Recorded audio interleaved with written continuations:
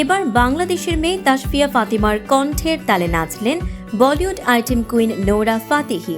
সাথে ছিল নান other than wrapper বাদশাহ। সাজনারে নামক এই গানটি এরই মধ্যে ব্যাপক উন্মাদনা ছড়িয়েছে।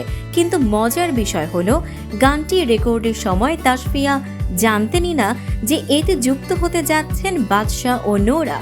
মুক্তির মাত্র কয়েকদিনের মধ্যেই গানটি কোটি ভিউয়ের পথে, আর সামাজিক মাধ্যমে প্রশংসায় ভাসছেন তাসফিয়া। তবে এই সাফল্যের শুরুটা ছিল একেবারেই সাধারণ। গণমাধ্যমকে তিনি জানান, সঞ্জয়ের সঙ্গে কাজ করার ইচ্ছে আমার অনেক দিনের।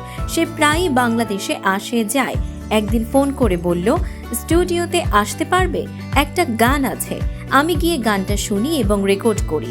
কিন্তু তখনও বুঝিনি এই গানে পরবর্তীতে বাদশাহ ও নোরা ফাতেহির মতো তারকারা যুক্ত হবেন। শুধু এটুকুই বলেছিলেন, গানটা দারুণ কিছু হবে।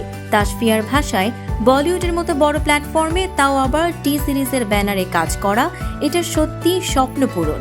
তিনি আরো বলেন, বাদশাহ ও নোরা ফাতেহির মতো তারকাদের সঙ্গে একই গানে কণ্ঠ দেয়া তার ক্যারিয়ারের অন্যতম বড় অর্জন।